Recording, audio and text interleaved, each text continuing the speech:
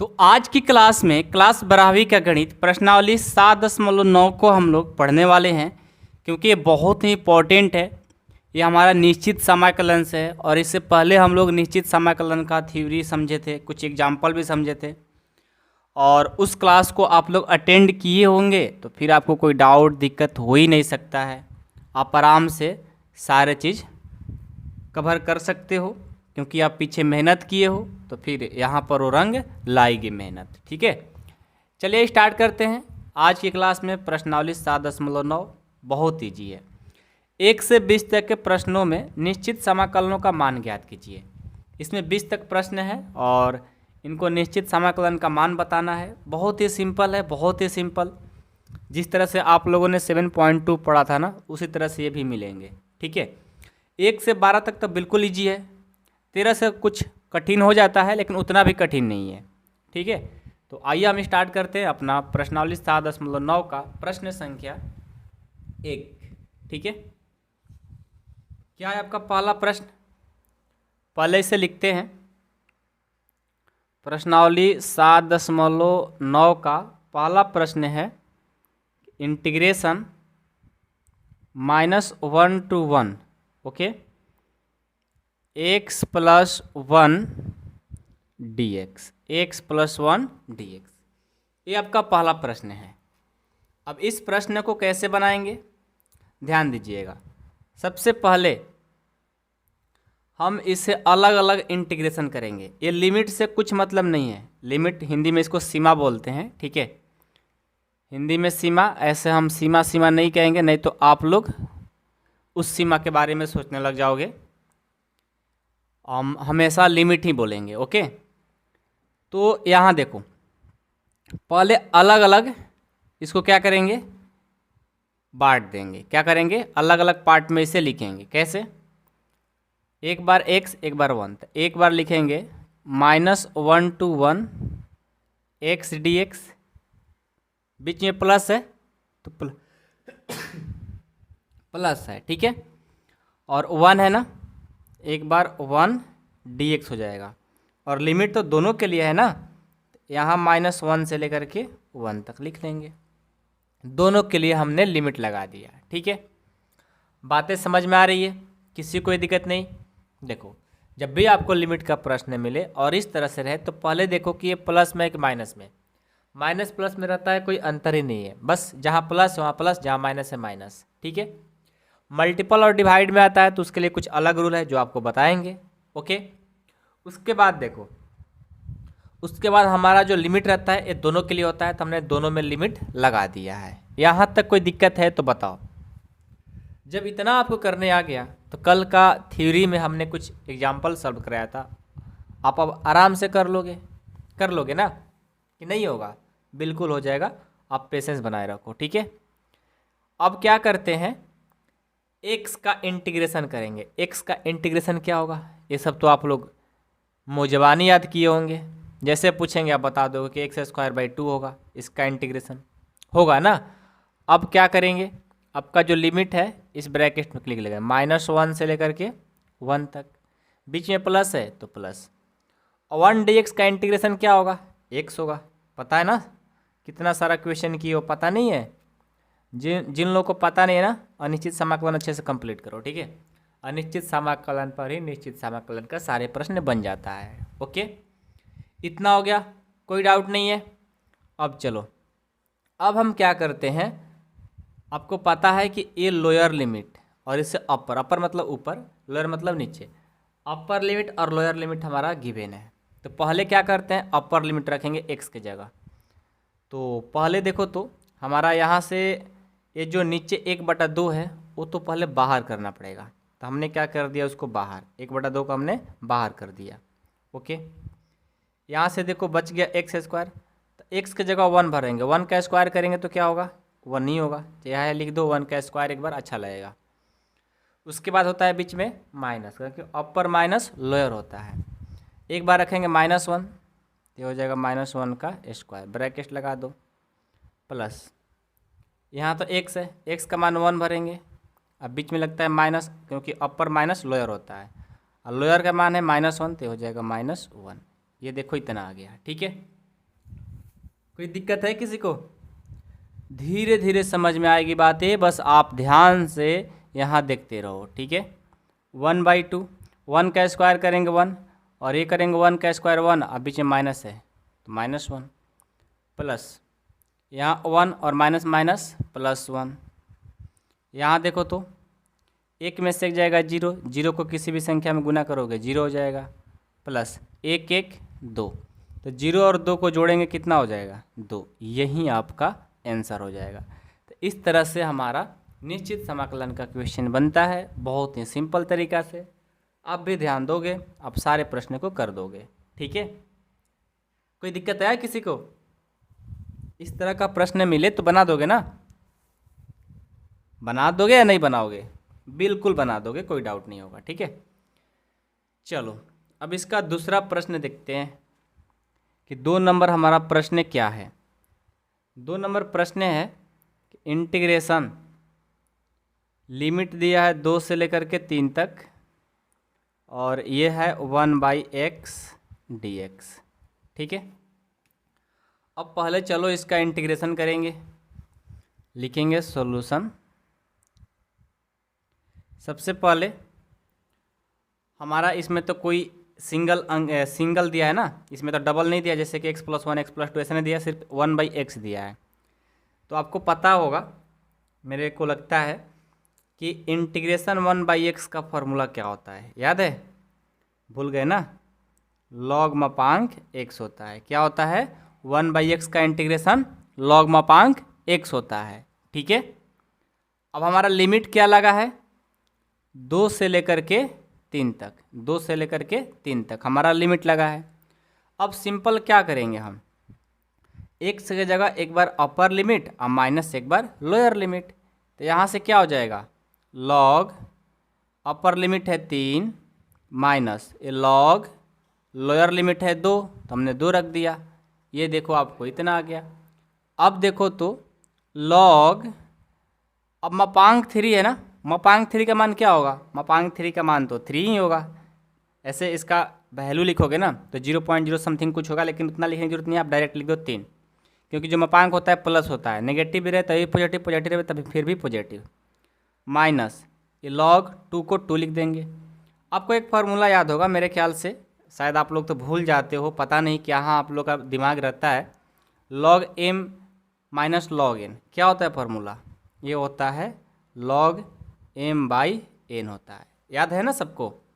लगा दो, तो log लिख लेंगे, m को ऊपर और n को नीचे, ये आपका आंसर हो जाएगा। और यहाँ पर c लिखने की जरूरत नहीं है, क्योंकि ये निश्चित समाकलन है, शुरू में ही हमने बताया था आपको, ठीक है।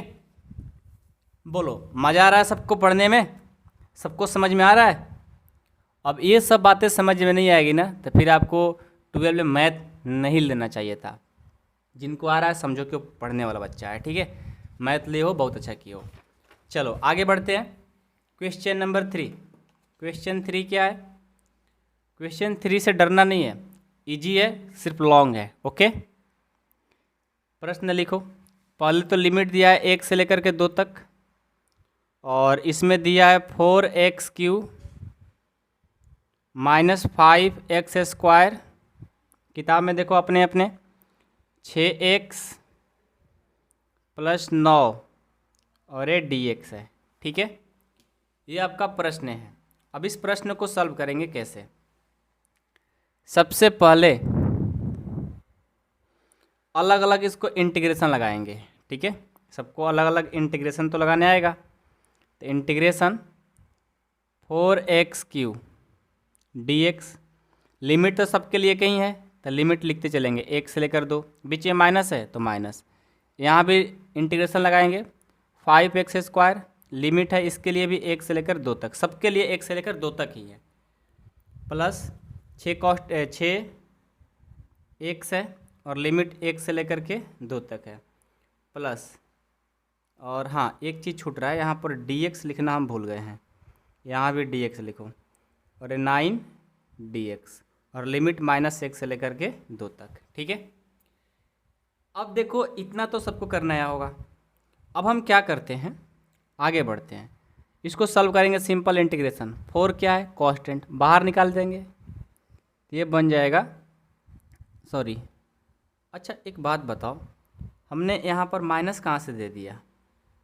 कभी कभी मेरे माइंड में भी कुछ अलग सा माइंड में पता नहीं क्या आ जाता है और कुछ गलतियाँ हो जाती है, मिस्टेक, माइनर मिस्टेक हो जाती है, जो कि नहीं करना चाहिए।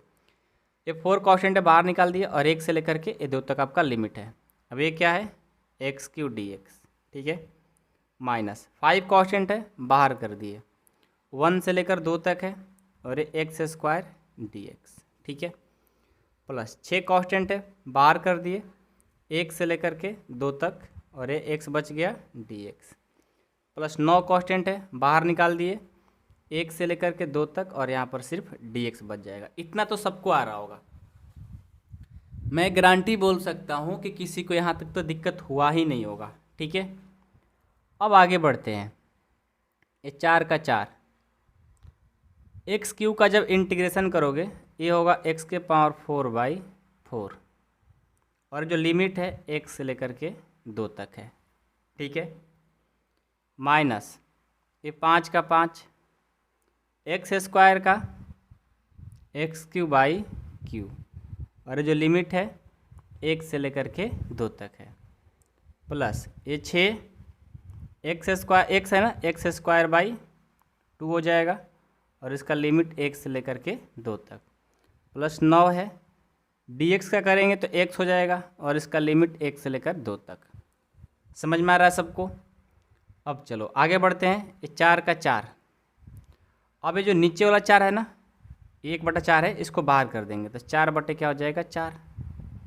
अब यहाँ पर बचा x⁴, तो अब 2 रखेंगे x की जगह, 2⁴ माइनस 1⁴, इतना हो गया।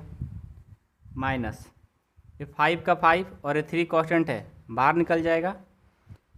अपर लिमिट रखेंगे x की जगह 2, तो 2⁴, माइनस लोअर लिमिट 1 रखेंगे 1⁴, प्लस 6 और नीचे 2 है ना, 2 को बाहर कर देंगे। अब क्या होगा? x की जगह 2 है ना, तो 2 का स्क्वायर माइनस 1 का स्क्वायर, प्लस ये 9, x की जगह 2 माइनस 1, ये इतना हो गया। अब देखो तो ये 4 4 कट गया, ये 2⁴ कितना होगा? 2 दूनी का 4, 4 दूनी 8, 8 दूनी का 16, माइनस 1, ठीक है। माइनस ये 5/3, 8 में से 1 जाएगा, प्लस इसको कटा देंगे, 2 3 6, ये 3 हो गया, 2 दूनी का 4 माइनस 1, प्लस ये 9, 2 में से 1 जाएगा 1। अब देखो तो 16 में से 1 जाएगा 15, माइनस 8 में से 1 जाएगा 7, 7 × 5 = 35/3 हो जाएगा, प्लस 4 में से 1 जाएगा 3 3 का 9, 9 से और 1 से करेंगे ये हो जाएगा 9। अब यहाँ पर कुछ नहीं तो 1 लिख सकते हैं, यहाँ पर कुछ नहीं तो 1 लिख सकते हैं, यहाँ भी कुछ नहीं तो 1 लिख सकते हैं। 1 3 3 का एलसीएम कितना हो जाएगा? ये 3 हो जाएगा, ठीक है। भाग देंगे 3 बार में, 15 से और 3 से करेंगे 15 3 45, इसको भाग देंगे 1 बार में 1 से और 35 से करेंगे ये हो जाएगा 35, इसको भाग देंगे 3 बार में 3 से और 9 से करेंगे 27 और ये भी हो जाएगा 27, ठीक है। अब यहाँ देखो प्लस वाला एक साथ जोड़ेंगे, माइनस वाला घटा देंगे, रफ में कर लो तो 45 और 27 27 54 जोड़ देंगे, 5 4 9 5 4 9 और इसमें से 35 को घटा देंगे, ये 4 और ये 6, यानी ऊपर में 64 और नीचे में 3, ये आपका आंसर हो जाएगा, ठीक है। तो देखो इजी है, बस अलग अलग इसको करना है, माइंड को फ्रेश रखना है, नहीं तो सोचोगे कुछ और करोगे कुछ और तो कुछ और ही हो जाएगा, ठीक है। इस उम्र में ज़्यादा होता है इसलिए हम आप लोग को बता रहे हैं, ठीक है ना। तो अब आप लोग का पिक पॉइंट आ गया है, पिक पॉइंट ये कि एग्ज़ाम आ गया है, ठीक है। बाकी जो पीछे आपने गलतियाँ किया उसको छोड़ो, अभी से लगो और मेहनत करो और अच्छे से क्वेश्चन को सॉल्व करना सीखो, अब टाइम नहीं है, ठीक है ना। और लास्ट नवंबर तक आप लोग का कोर्स एंड हो जाएगा, ये भी ख्याल रखना। तो अपना पीछे का सारा रिवीजन करते रहो, हम तक कभी भी अपना गाड़ी स्पीड बढ़ा सकते हैं, ओके। चलो आगे बढ़ते हैं, 3 नंबर हो गया, 4 नंबर देखेंगे। अब क्वेश्चन नंबर 4 को देखो क्या है। क्वेश्चन नंबर 4 है कि 0 से लेकर के π/4 है और ये साइन 2x dx है। ठीक है, ये आपका प्रश्न है। अब देखो इस प्रश्न को कैसे करेंगे, डरना नहीं है 0 से लेकर π/4 देखने से। ओके, पहले आपको साइन 2x का सिंपल इंटीग्रेशन कर दो। सबको आता है ना, क्या होता है माइनस लगता है और साइन x का होता है माइनस कॉस x, तो यहाँ पर हो जाएगा माइनस कॉस 2x है, साइन 2x है तो कॉस 2x, और जो x के साथ रहता है गुना में ना उसको नीचे लिख दिया जाता है। ये बात तो आप लोग शुरू से ही पढ़ते आ रहे हो। और आपका लिमिट है 0 से लेकर के π/4 तक। ठीक है, समझ में आई बात। अब चलो आगे बढ़ते हैं। 1/2 जो है ना इसको बाहर कर देंगे।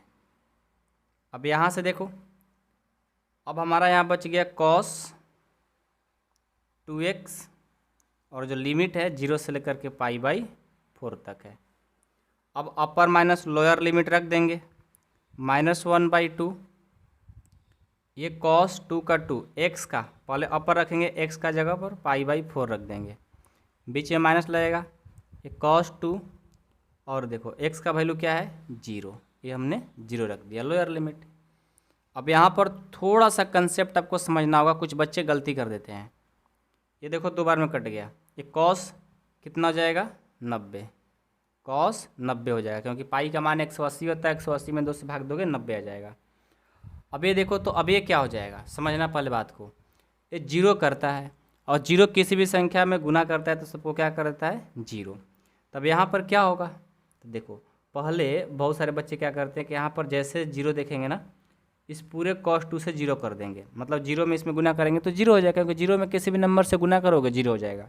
लेकिन यहाँ देखो पहले 0 को 2 से करना होगा, क्योंकि यहाँ पर क्या है एंगल है। ठीक है ना, तो 0 को और 2 से करेंगे तो क्या होगा 0। अब यहाँ पर cos है तो cos 0, क्योंकि 0 cos 0 एक एंगल के फॉर्म में रहता है। ठीक है, तो थीटा का वैल्यू क्या है यहाँ पर 0 है।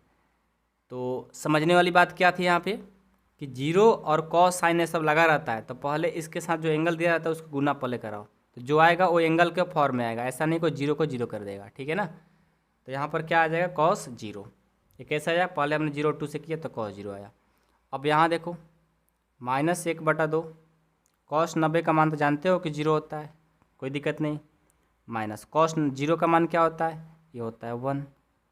अब देखो, अब यहाँ से क्या करेंगे, -1/2 और 0 में से माइनस है, माइनस माइनस प्लस हो जाएगा और 1 से गुना कर देंगे, 1/2 हो जाएगा। ये देखो आपका आंसर 1/2 आ गया। ठीक है, समझ में आया सबको, किसी को कोई डाउट दिक्कत नहीं है। चलो 5 नंबर क्वेश्चन देखते हैं। 5 नंबर है कि इंटीग्रेशन 0 से लेकर के π/2, 0 से लेकर के π/2, और ये है आपका cos 2x dx, क्या है cos 2x dx। ठीक है, अब इस क्वेश्चन को हम सॉल्व करेंगे, ध्यान देना। सबसे पहले देखो cos 2x को करेंगे तो क्या होगा, cos 2x को करेंगे तो हो जाएगा sin 2x/2, और जो आपका लिमिट है 0 से लेकर के π/2 तक है। ओके, जो इसका लिमिट है 0 से लेकर π/2, हमने cos 2x का इंटीग्रेशन कर दिया, ये तो सबको आता है। अब क्या करेंगे, वैल्यू पुट कर देंगे, 1/2 कांस्टेंट है तो उसको हमने बाहर कर दिया और sin 2x बच गया, ये sin 2x, और ये है 0 से लेकर के π/2 तक। ओके, अब क्या करेंगे, 1/2, एक बार अपर लिमिट और एक बार लोअर लिमिट। अपर लिमिट रखेंगे sin 2x का value π/2 minus lower limit sin 2x का वैल्यू 0। ठीक है, तो यहाँ पर क्या होगा 1/2, ये 2 2 कट गया, sin 180, sin 180 का मान जानते हो क्या होता है, sin 180 का जो मान होता है 0 होता है, पाई मतलब 180, और sin 0 का मान भी क्या होता है 0 ही होता है, क्योंकि 2 से और 0 से करेंगे 0 तो sin 0, ये भी आ गया 0, और 0 में किसी भी संख्या से गुना आप कर दो अब आ जाएगा 0, तो यहीं आपका आंसर होगा। ठीक है, तो मुझे लगता है कि आप लोग को 5 तक कोई दिक्कत नहीं हुआ होगा, बहुत ही सिंपल तरीक़ा से आप लोगों ने क्वेश्चन किया होगा। ठीक है, अब हम आते हैं क्वेश्चन नंबर 6 में।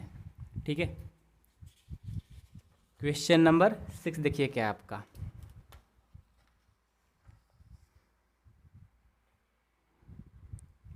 क्वेश्चन 6, इंटीग्रेशन 0 से लेकर के 5 तक है। ओके, 0 से लेकर के 5 तक और e के पावर x dx, ये आपका क्वेश्चन है।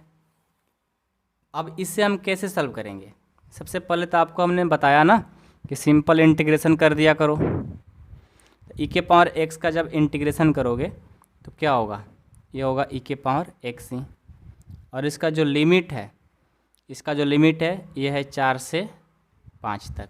ठीक है, अब एक बार अपर माइनस लोअर कर देंगे, आंसर हो जाएगा। तो e के पावर 5 और लोअर रख देंगे e के पावर 4। इसको और आगे बढ़ाना चाहते हो तो दोनों में कॉमन क्या है? e के पावर 4 हमने कॉमन लिया, तो यहाँ पर e के पावर क्या बचा होगा? 1 बचा होगा, या e सिर्फ लिखोगे फिर भी एक ही बात है। कहने का मतलब है कि e के पावर 1 लिखो चाहे e लिखो, बात एक ही है। और माइनस यहाँ पर 1, यही आपका आंसर हो गया। देखो कितना सिंपल है, कितना ईजी है। ये सब प्रश्न 1 नंबर में आएंगे। ठीक है, 7 नंबर देखो, सारे नहीं, कोई कोई प्रश्न। ठीक है, जैसे 3 नंबर बनाए हमने, 4 नंबर बनाया, तो ये सब आप मतलब शॉर्ट में भी आ सकता है। ओके, 7 नंबर देखो क्या है। 7 नंबर है tan x। क्या है?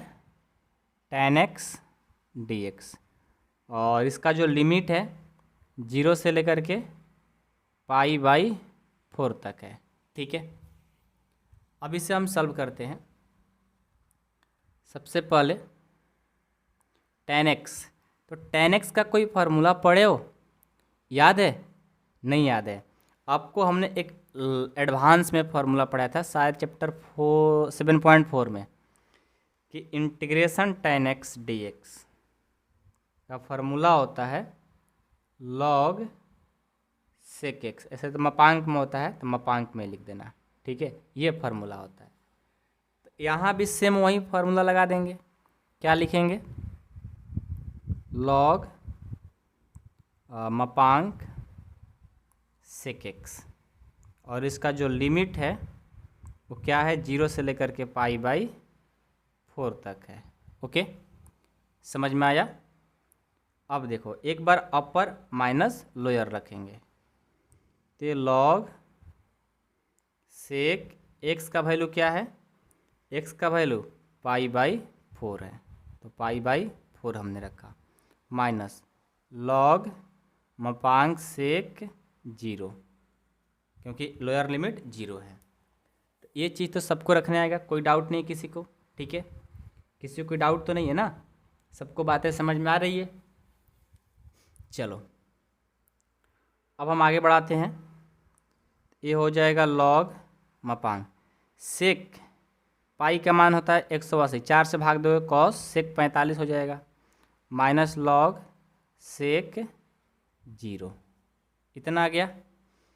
अब आगे बढ़ाते हैं, तो देखो log, ये sec 45 का मान क्या होता है? sec 45 का मान होता है √2, याद है? माइनस ये log sec 0 का मान क्या होता है? 1 होता है, तो हमने 1 रख दिया। ठीक है, अब यदि देखो यहाँ से मापांक हटाना चाहते हैं तो 2 तरीक़ा से इसको सॉल्व कर पाओगे। कैसे? एक तो हम यहाँ से log √2 लिख सकते हैं, मापांक हटा दिए क्योंकि प्लस है, और यहाँ से एक बार हम log 1 लिख दिए। इसको हम ये भी कर सकते हैं कि log √2 लिख दिया, और log 1 का जो मान होता है हमें पता है। आपको पता है क्या? नहीं पता है? हमें पता है, तो यहाँ पर लिख देते हैं, आपको भी पता होना चाहिए। और log 10 तक हमने मान एक वीडियो में बताया भी है। log 1 का मान जो होता है वो 0 होता है, तो हम log 1 के बदले क्या लिख सकते हैं? 0। अब क्या करेंगे? इतना घटाएंगे 0 तो क्या आएगा? log √2 आएगा। ये आपका आंसर हो गया। लेकिन यदि आप चाहते हो कि इसे ऐसा ना लिख करके कुछ और अलग फॉर्म में लिख दें तो बिल्कुल लिख सकते हो। क्या लिख सकते हो? ऐसे तो हमारा ये भी आंसर सही है, लेकिन जैसे होता है ना कि बुक में कुछ और आंसर आ रहा है, क्यों आता है? देखो इंटीग्रेशन में त्रिकोणमिति अलजेब्रा को यूज कर करके मतलब कहीं से तक मतलब कहीं तक पहुंचा सकते हो, लेकिन एक्चुअल में जो आंसर होगा यही होगा। ठीक है, तो आप इसे आगे बढ़ाना चाहते हो तो एक मेथड सीखे होंगे कि जिसमें रूट लगा रहता है ना, उसको हम क्या ले सकते हैं, 2 के पावर 1/2 लिख सकते हैं। रूट हटाएंगे तो पावर में 1/2 जाता है, जानते हो ना। तो ये भी आपका आंसर हो गया। यदि ये इस आंसर से आप खुश नहीं हो तो इसे और एक बढ़ा सकते हो इस फार्मूला पर। ये आपको पता होगा कि log m के पावर n जब रहता है ना, तो जो पावर वाला रहता है वो पहले लग जाता है, उसके बाद log m हो जाता है। ये भी फार्मूला पढ़े हो। इस फार्मूला पर इसको कन्वर्ट कर दो, तो जो पावर आता है पहले लिख दो और उसके बाद log ये 2, यही आपका आंसर हो गया। ठीक है, तो तीनों में से कोई भी एक आंसर सही है, इसीलिए हम बोलते हैं ना कि आंसर के पीछे नहीं भागो। अलजेब्रा त्रिकोणमिति को यूज करके इंटीग्रेशन में और डिफरेंशिएशन में कुछ भी कर देते हैं लोग। ठीक है, और एग्ज़ाम में जाओगे तो कहोगे सर जी हम कैसे करेंगे, तो आपको थोड़ा सा हम टाइम लेते हैं फालतू का, लेकिन समझा देते हैं इस बात को कि मान लो आप एग्ज़ाम देने गए, घर पे पढ़ते हो, तो घर पे पढ़ते हो तो आपके पास आंसर आता है, चेक कर लेते हो, लेकिन एग्ज़ाम में जाओगे तो आंसर कैसे पता रहेगा। इसीलिए हम हमेशा वीडियो में बोलते रहते हैं कि जब एग्ज़ाम में जाओ तो आपका काम है जो क्वेश्चन मिला उसको सही से कंसेप्ट लगाना, फार्मूला लगाना, स्टेप बाय स्टेप क्वेश्चन करना, माइनस प्लस को ध्यान रखना, अच्छे से आप कैलकुलेशन कर दिया करो। बाकी आपको कुछ करने की ज़रूरत नहीं है, आंसर के पीछे भागने की ज़रूरत नहीं है। टीचर कैसे होते हैं, टीचर 2 तरह के होते हैं चेक करने वाले। एक होते हैं मतलब उनको नॉलेज नहीं है, कॉपी चेक करने चले गए आंसर शीट लेकर के, और एक होते हैं जिनको नॉलेज है, आंसर शीट से कोई मतलब नहीं है, क्वेश्चन देखेंगे कितना बच्चा बनाया उस अनुसार नंबर देते हैं। तो वे टीचर अच्छे होते हैं। जो आंसर शीट लेकर बैठे रहते हैं ना, तो वो लोग आप लोग का नंबर काट देते हैं। अच्छे मतलब बच्चे का नंबर कट जाता है, क्यों, आंसर की वजह से। जैसे मान लो कि हम क्वेश्चन नंबर 7 लिए, ठीक है, 7 से ही हम लोग सीखते हैं कैसे नंबर कम आता है बच्चों लोग का। और अनपढ़ टीचर बैठ जाते हैं जिनको आंसर पता नहीं, क्वेश्चन बनाना नहीं आता, उनके बोल रहा हूँ। तो देखो क्या होता है, पहली बात, मान लो क्वेश्चन 7 हमने दिया, आपके एग्जाम में आ गया, हमने नहीं दिया एग्जाम में आ गया। 2 टीचर बैठे हैं, एक आंसर शीट लेके बैठा है और एक जो पता है कैसे कंसेप्ट कैसे बनता है क्वेश्चन, कैसे कैसे लाइन बाय लाइन सारे चेक करते हैं। मान लो कोई बच्चा है और उसने सॉल्व करके बस इतना आ गया log√2, ठीक है, या मान लो इतना ही सॉल्व कर आ गया, तो इंटीग्रेशन का तो भाई काम कर दिया ना, इंटीग्रेशन का जो काम था उसने तो कर दिया। तो जो पढ़े लिखे टीचर रहेंगे जिनको पता है तो यहाँ तक बनाओगे फिर भी आपको फुल मार्क्स दे सकते हैं जितने नंबर का हो। ठीक है, यहाँ तक ही बनाओगे फिर भी आप कहेंगे हाँ बहुत अच्छा बच्चा है, उसको नॉलेज है। ये करोगे वो और खुश होंगे, ये करोगे और खुश होंगे। अब ये प्रॉफिट कहाँ मिलेगा, अगले क्वेश्चन में थोड़ा सा मिस्टेक आप किए होंगे ना, फिर भी आपको नंबर वो दे देंगे। ये रूल काम करता है। ठीक है, कभी भी आप कुछ अच्छा करोगे ना आगे भी रिजल्ट मिलता है इसका। ठीक है, मान लो आपने आंसर में ये करके आ गए तो समझ जाए कि बस बच्चा रटा हुआ है, बना करके आ गया, कोई बात नहीं, इसको फुल मार्क्स, यहाँ अच्छा काम किया है फुल मार्क्स तो दे देगा। लेकिन कुछ अलग करोगे तो आपको ये सब चीज़ें देखेंगे तो आपको उनको लगेगा कि बहुत पढ़ने में बच्चा सही है, तो आगे के क्वेश्चन में कहीं पर माइनस प्लस आप छोड़ करके गलती किए होंगे तो आपको फिर भी वो फुल मार्क्स देंगे, क्योंकि ये बच्चा पढ़ने वाला मिस्टेक हो गया होगा ये सोच करके नंबर दे देंगे।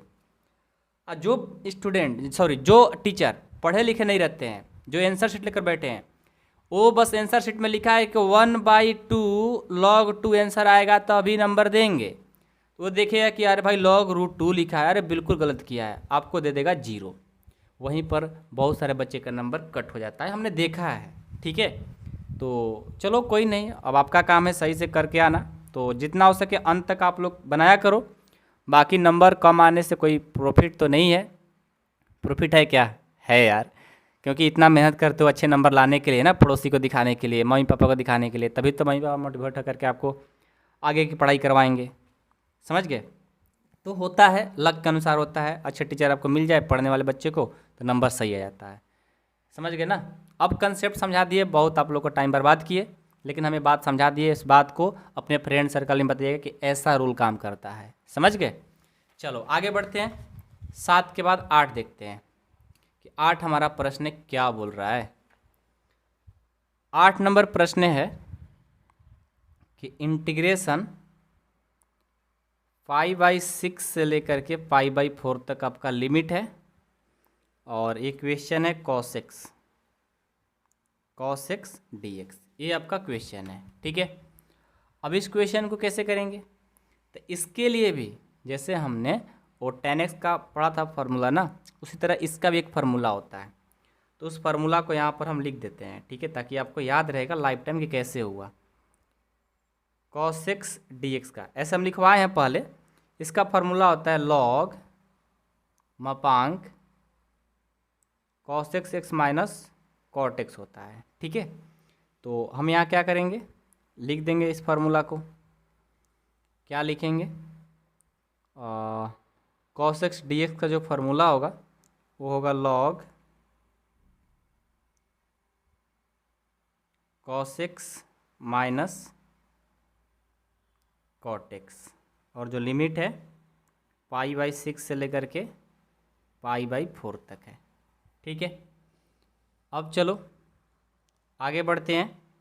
एक बार अपर लिमिट, एक बार लोअर लिमिट लगा दो। ये हो जाएगा log cos x के बदले क्या लिखेंगे, π/4 माइनस cot π/4, ठीक है। ये हो गया, और एक बार क्या लगाएंगे, माइनस। अब लोअर लिमिट दोनों जगह रख देंगे। ये क्या हो जाएगा, ये हो जाएगा, अच्छा यहाँ पर ब्रैकेट लगेगा, यहाँ पर ब्रैकेट लगेगा, और ये मापांक है। अब लोअर लिमिट रखेंगे, तो लोअर लिमिट रखेंगे तो क्या होगा, सबसे पहले तो cos x π/6 माइनस cot है ना, cot π/6, ये हमारा मापांक लग गया और ये ब्रैकेट लग गया, ठीक है। एक बार आपको समझा देते हैं। cos x minus cot x है, तो अपर लिमिट जो है ना दोनों जगह रखेंगे, उसके बाद माइनस होता है तो माइनस, फिर दोनों जगह लोअर लिमिट रख देंगे। अब यहाँ से देखो क्या होगा,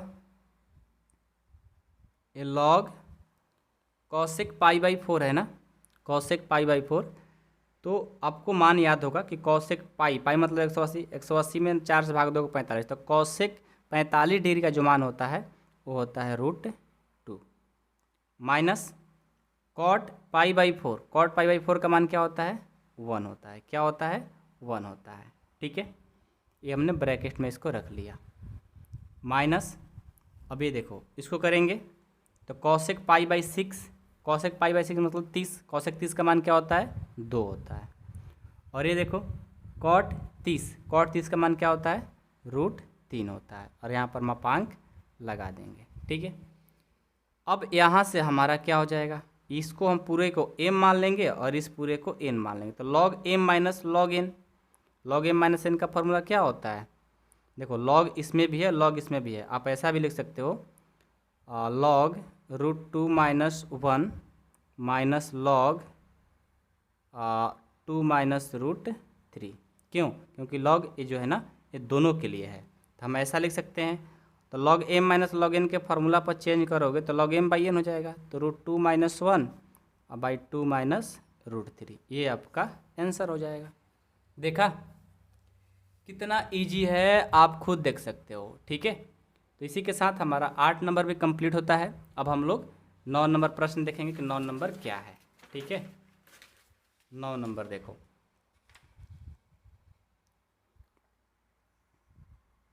नौ नंबर आपका प्रश्न है, इंटीग्रेशन 1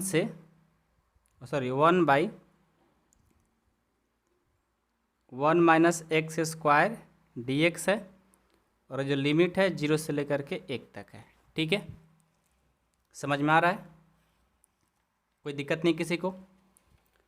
चलो एक बात बताओ कि इंटीग्रेशन 1/√1 माइनस एक्स स्क्वायर किसका फार्मूला आता है, इंटीग्रेशन में याद करो साइन इनवर्स एक्स का होता है, याद है।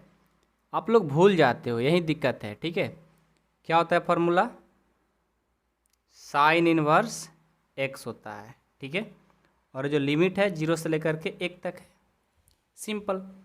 अब एक बार अपर और एक बार लोअर, तो ये क्या हो जाएगा, साइन इनवर्स ये 1 हो जाएगा और माइनस साइन इनवर्स ये 0 हो जाएगा, ठीक है। अब आप लोग त्रिकोणमिति का क्वेश्चन बनाए थे ना 2.1 में, उस तरह का आ गया प्रश्न, और वैसे ही सॉल्व कर देना है। साइन इनवर्स 1 किसका होता है साइन में, साइन पाई बाई टू यानी साइन 90 का मान होता है 1, एक के बदले साइन पाई बाई टू यानी साइन 90 लिख सकते हैं। पढ़े हो ना चैप्टर 2.1 में। ये साइन इनवर्स और जीरो किसका होता है, जीरो किसका होता है साइन में, साइन जीरो का होता है। तो यहाँ से क्या मिलेगा हमें, साइन इनवर्स साइन कैंसिल, क्या बच गया पाई बाई टू। यहाँ देखो साइन इनवर्स साइन कैंसिल, क्या बच गया जीरो। अब इतना घटाओगे तो कितना आ जाएगा, पाई बाई टू आपका आंसर आ जाएगा। समझ गए, कोई डाउट है किसी को, नहीं ना, बहुत ईजी है, बस आप ध्यान से करो, सारे ईजी हैं। ओके, 9 नंबर भी कंप्लीट होता है। अब हम लोग 10 देखेंगे। 10 नंबर आपका प्रश्न क्या है, 10 नंबर है इंटीग्रेशन 0 से लेकर के 1 तक, ठीक है, और ये 1/1 प्लस एक्स स्क्वायर dx है, ठीक है। अब इस प्रश्न को बनाना है तो कैसे करेंगे, सबसे पहले देखो, आपको ये फार्मूला याद है 1/1 प्लस एक्स स्क्वायर किसका होता है, नहीं याद है भाई मेरे, tan इनवर्स x का होता है। क्या होता है, tan इनवर्स x, और इसका लिमिट है 0 से लेकर 1 तक। तो यहाँ पर एक बार अपर लिमिट रखेंगे, tan इनवर्स 1 हो जाएगा, और एक बार लोअर लिमिट tan इनवर्स 0 हो जाएगा, ठीक है। अब क्या करेंगे, इस 1 के बदले क्या लिखेंगे बताओ, ये देखो tan इनवर्स ये 1 है ना, 1 के बदले क्या लिख सकते हो, tan पाई बाई 4 यानी tan 45 का मान होता है। याद है कि भूल गए, tan इनवर्स त्रिकोणमिति का सब यूज हो रहा है, ठीक है। 0 के बदले क्या लिख सकते हो, tan 0 का मान 0 ही होता है, तो हमने tan 0 लिख दिया। अब यहाँ से देखो tan इनवर्स tan कैंसिल, क्या बचेगा pi by 4 minus tan inverse tan cancel, क्या बचेगा 0। अब यहाँ से करोगे तो क्या है, पाई बाई 4 में से 0 जाएगा, ये पाई बाई 4 आपका आंसर हो जाएगा, ठीक है। आई होप कि आप लोग को पाई बाई 4 समझ, पाई बाई 4 क्या, पाई बाई 4 आंसर आया है। उम्मीद है कि आप लोग को सारे प्रश्न समझ में आ रहे होंगे। अगले प्रश्न देखते हैं, ये कितना था 9 नंबर ना कि 10 नंबर, 10 नंबर था। 11 नंबर देखो अपने किताब में, 11 नंबर क्या है, इंटीग्रेशन 1/x स्क्वायर माइनस 1 है इतना है, और जो लिमिट है 2 से लेकर के 3 तक है। ये तो कोई फार्मूला पर नहीं है, कोई बात नहीं है, फार्मूला पे नहीं है तो कलम कहाँ गया, फार्मूला पे नहीं है तो आराम से बन जाएगा, टेंशन नहीं लेने का, ठीक है। पीछे पढ़े हो क्यों, यही सब क्वेश्चन करने के लिए ना। देखो सबसे पहले क्या करेंगे, इसको फार्मूला पर चेंज करेंगे। अभी चेंज कैसे होगा, तो देखो इंटीग्रेशन 2 से लेकर के 3 तक, और ये 1/x स्क्वायर है ना, तो x के पावर 2 लिख सकते हो, माइनस 1 का स्क्वायर करेंगे तो 1 ही आएगा, कोई दिक्कत तो नहीं है ना। जब हम 1 के बदले 1 का स्क्वायर कर देंगे तो कोई डाउट नहीं, कोई दिक्कत नहीं है। ये सब बात आप लोग 7.7 में भी सीखे हो, 4 में भी सीखे हो, 5 में भी सीखे हो, ठीक है। लेकिन सीखे तो हो, लेकिन वहाँ पर एक फार्मूला भी सिखाए थे, याद है, नहीं याद है तो कोई बात नहीं, एक बार हम रिकैप करा देते हैं।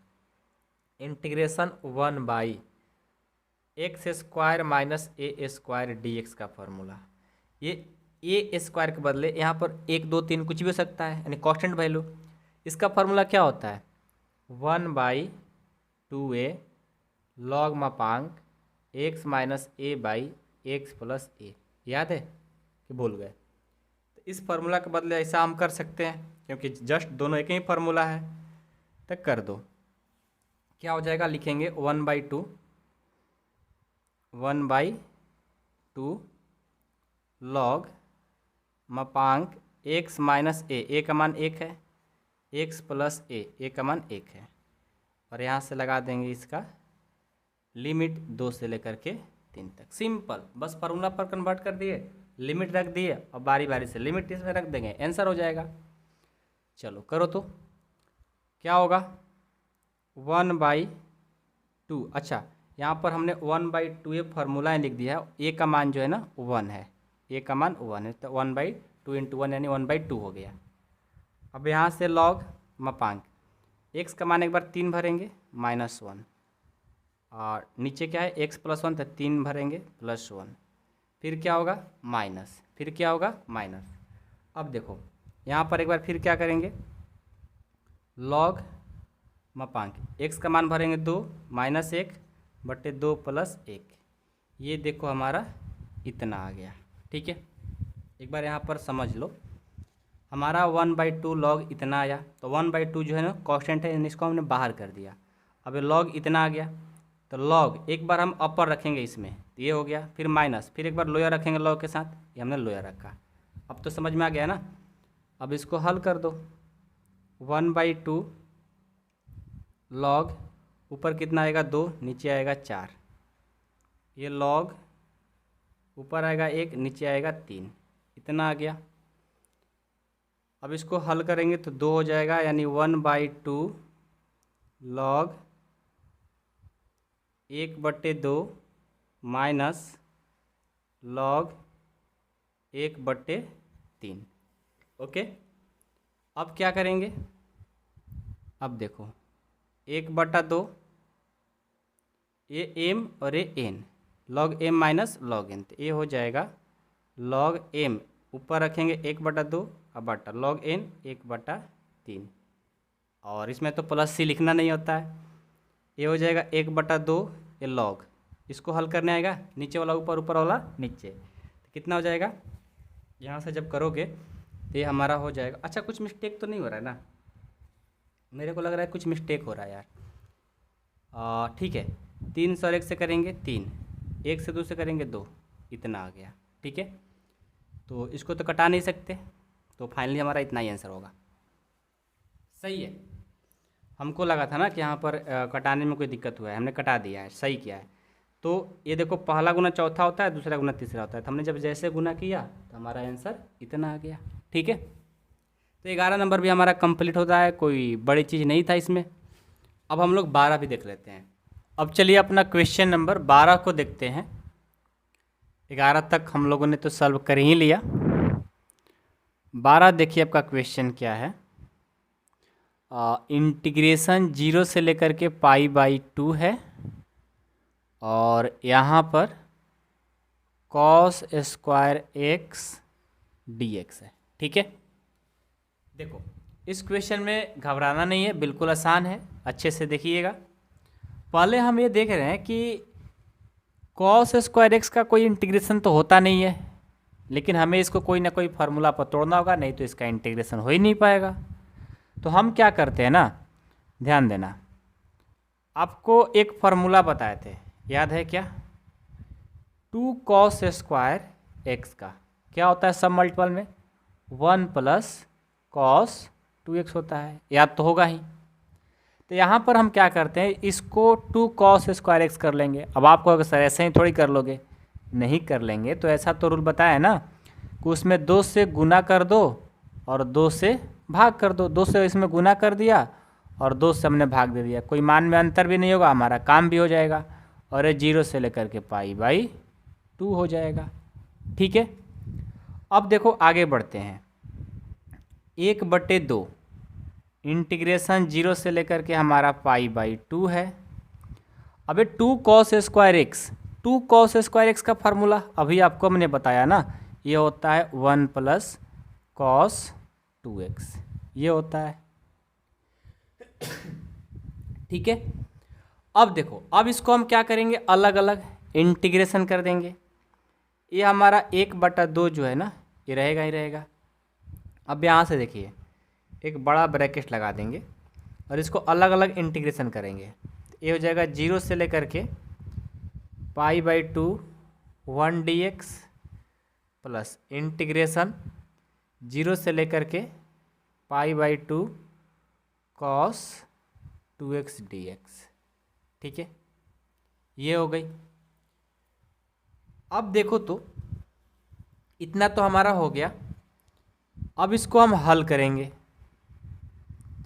1/2 आपको हल करने तो आ ही रहा होगा, तो जब हम इसको हल करेंगे 1 dx का, इसका इंटीग्रेशन क्या होगा, ये आएगा x, और इसका जो लिमिट होगा 0 से लेकर के π/2 तक होगा, प्लस इसका जब हम इंटीग्रेशन करेंगे तो ये हो जाएगा कॉस है ना, तो साइन 2x/2 और ये है हमारा 0 से लेकर के π/2।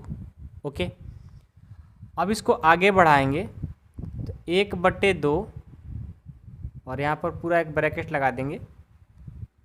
इसको हल करेंगे, देखो कैसे। ये हमारा क्या, अपर लिमिट पहले x में रखेंगे, ये आएगा हमारा π/2, लोअर लिमिट रखेंगे तो 0 हो जाएगा, प्लस यहाँ 1/2 नीचे है, उसको बाहर हमने कर दिया। अपर लिमिट रखेंगे तो साइन 2x के बदले π/2 रखेंगे, माइनस लोअर लिमिट रखेंगे 2 × 0, ये हमारा इतना हो गया। ठीक है, कोई दिक्कत नहीं है किसी को, सबको बातें समझ में आ रही है।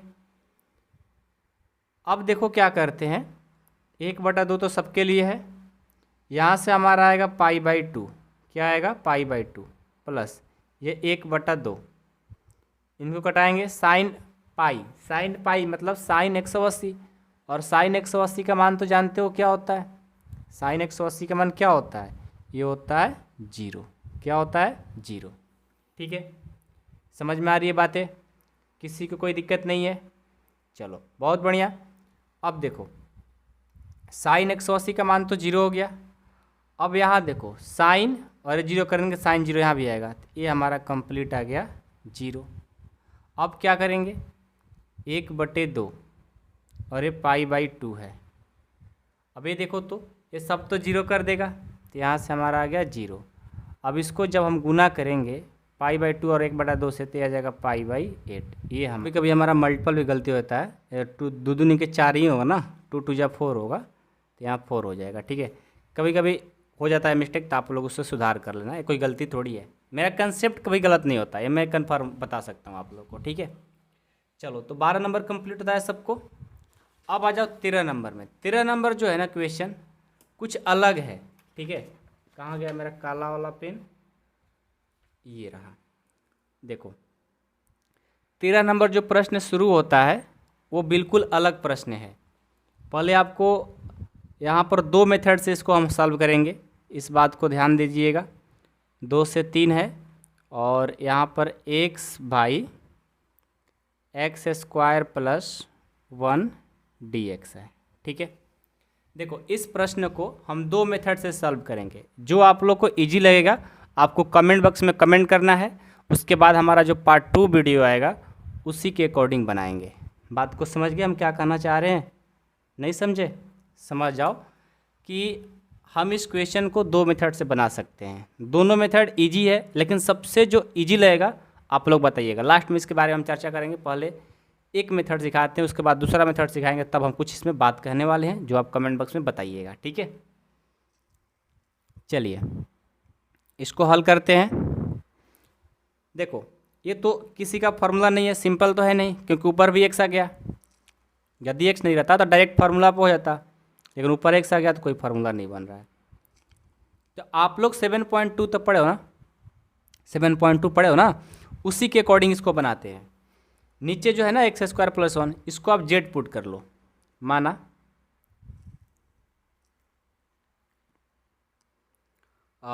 i बराबर, पहले इसको लिखेंगे, माना i बराबर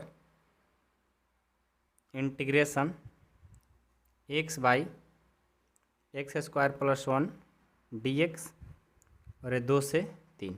अब x² + 1 को पुट कर लो z, पुट x² + 1 को हमने z पुट कर लिया। x के सापेक्ष अवकलन करेंगे तो 2x = dz/dx हो जाएगा, और यहाँ से dx बराबर करेंगे तो ये dz/2x हो जाएगा। ठीक है, अब चलेंगे अकॉर्डिंग टू क्वेश्चन।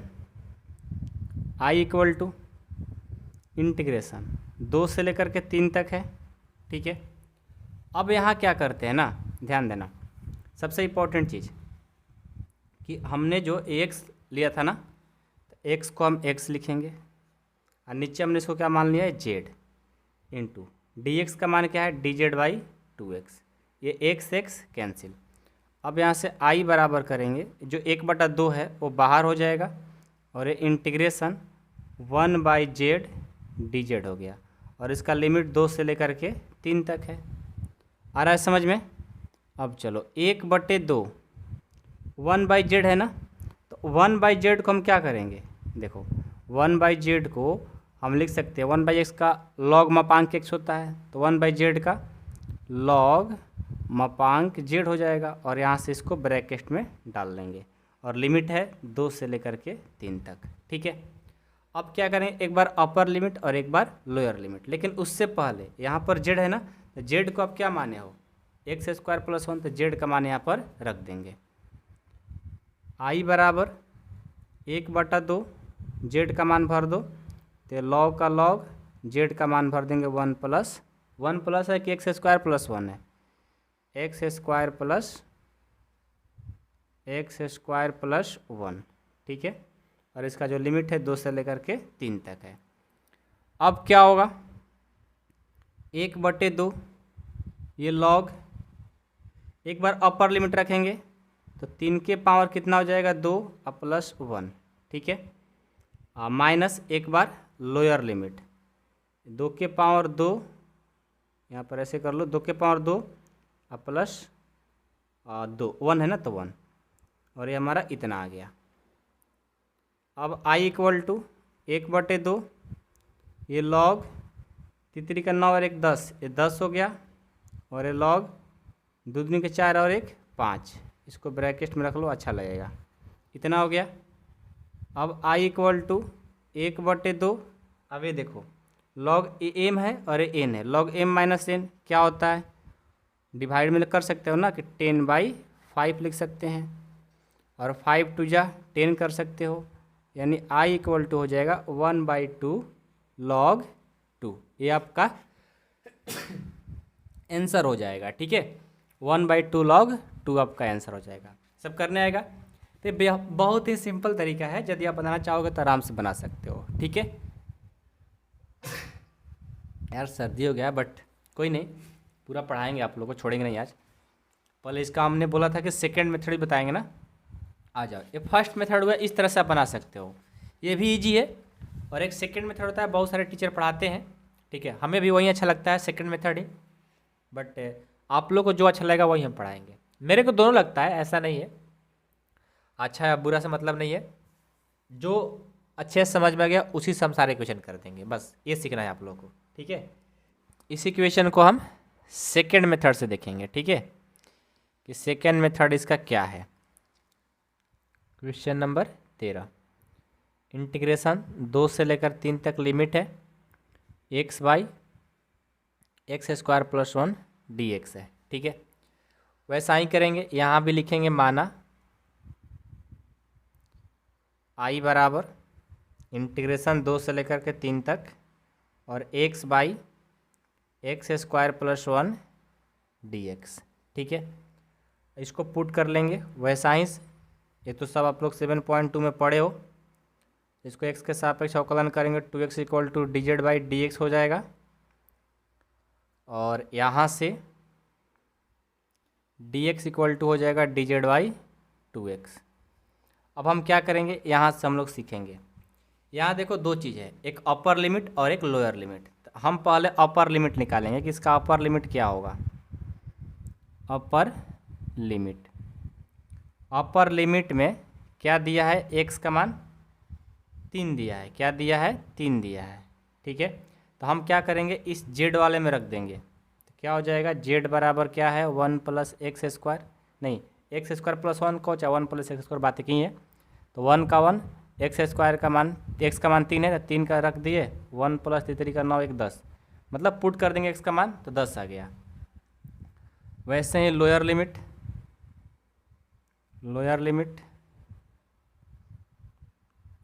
में x का मान 2 दिया है, 2 पुट कर देंगे, z = क्या है, x² + 1 है ना, ये उल्टा लिखा गया है तो उससे कोई दिक्कत नहीं है क्योंकि प्लस में है। x का मान 2 भर देंगे, +1 आ जाएगा, 2 दूनी के 4 और 1 5। ठीक है, ये 5 हो गया। अब देखो क्या करेंगे, i = इंटीग्रेशन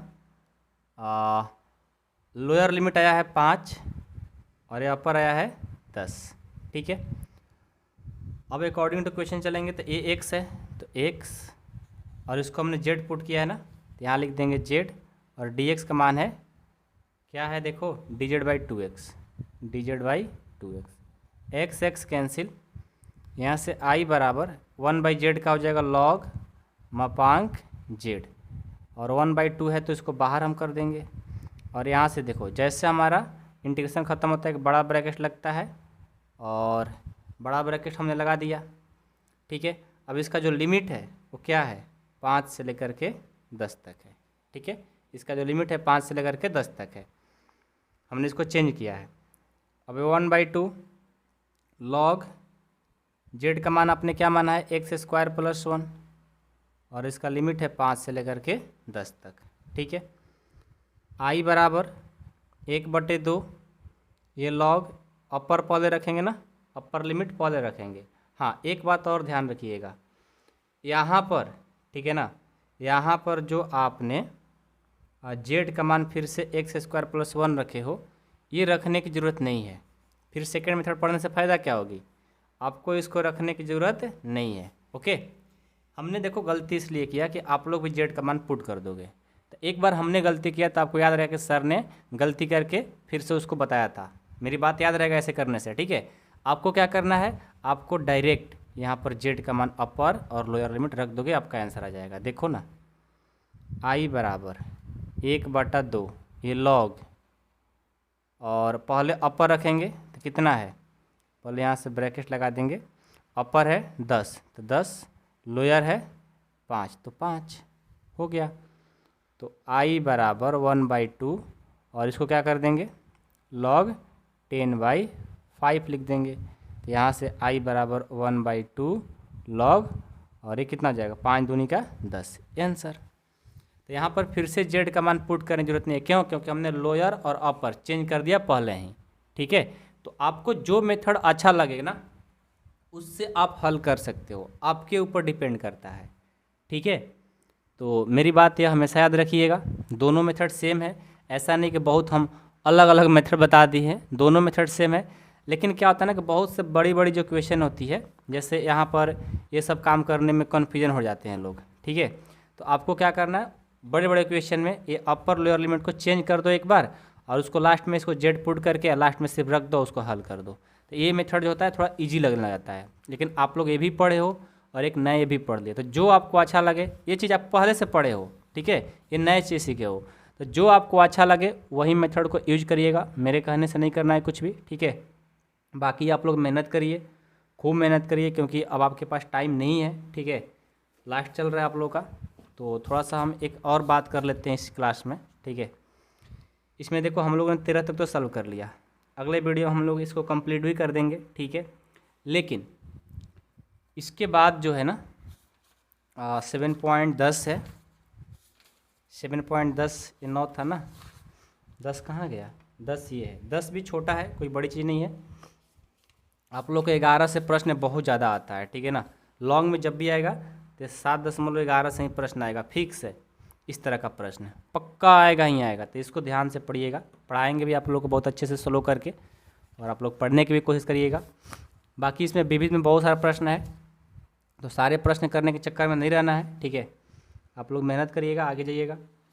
और उसके बाद आप लोग का ये 8 चैप्टर आ जाएगा, 8 में सिर्फ 8.1 पढ़ लेंगे तो आपका काम हो जाएगा, क्योंकि चैप्टर 8 को बिल्कुल अब हटाया जा रहा है, मतलब इसको पढ़ना ही नहीं है। ठीक है, तो 1 घंटे क्लास में चैप्टर 8 आपको ख़त्म हो जाएगी, क्योंकि कभी ना इससे क्वेश्चन आया है ना आ रहा है अब। ठीक है, और सिलेबस से भी इस बार से हटा दिया गया है नए बुक में। ठीक है, अभी हमारे बिहार में तो लागू नहीं किया गया है बुक को, बट नए बुक के अकॉर्डिंग ही आपका क्वेश्चन आएगा, मैं कन्फर्म हूँ, इसके लिए टेंशन ना लेना। ठीक है, 8 एक क्लास में ख़त्म हो जाएगी, बच गई चैप्टर 9। 9 जो है ना इम्पॉर्टेंट है, 9 को अच्छे से पढ़ना होगा, जितना हो सके आपको हम अच्छे से समझाने की कोशिश करेंगे, और पीछे जो पढ़े हो अवकलन और समाकलन उसी से बनने वाला है। ठीक है, तो ये हो गया 9। उसके बाद आ जाएंगे 10, हम 10 में आएंगे तो 10 तो वेक्टर है, ये अलजेब्रा में आता है, तो ये भी इजी है, कोई ज़्यादा कठिन नहीं है। 3D थोड़ा सा लगता है कठिन है, तो 3D पर हम लोग चर्चा करेंगे, अच्छे से हो जाएगा, कोई बड़ी चीज़ नहीं है। उसके बाद 12, देखो 12 है ना, 12 यहाँ पर आपको दिखाते हैं। रैखिक प्रोग्रामर, रैखिक प्रोग्रामिंग में क्या है कि आपको 12.1 और 12.2 पहले पढ़ना था, लेकिन नए बुक में क्या है 12.1 से ही प्रश्न आते हैं। और इस बार से मैं गारंटी देता हूँ कि सिर्फ और सिर्फ 12.1 से ही प्रश्न आएंगे, और 1 से लेकर 10 तक प्रश्न बनाओ और पक्का उसी में से क्वेश्चन एग्जाम में भी आपका आएगा ही आएगा, ठीक है।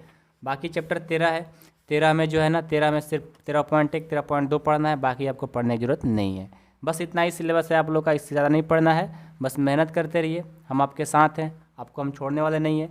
और लास्ट नवंबर तक कंप्लीट हो जाएगा, उसके बाद हम लोग का रिवीजन चलेगा, रिवीजन के तौर पे टेस्ट होगी, टेस्ट के साथ साथ हम लोग का ये क्या बोलते हैं इंपॉर्टेंट क्वेश्चन का सीरीज भी चलेंगी। तो सारे होने वाला है, तो आप टेंशन ना लो, हम हैं, आप मेहनत करो। जो भी क्वेश्चन नहीं आता है आप व्हाट्सएप पे मैसेज किया करो, मैसेज का रिप्लाई थोड़ा लेट मिलता है लेकिन मिलता है, ठीक है ना। तो आप कर दिया करो, जो भी आपको डाउट दिक्कत आता है आप कर दिया करो, हम आपको रिप्लाई देंगे या कॉल करके बता ही देंगे, ठीक है। तो चलो मिलते हैं नेक्स्ट क्लास में, थैंक यू सो मच।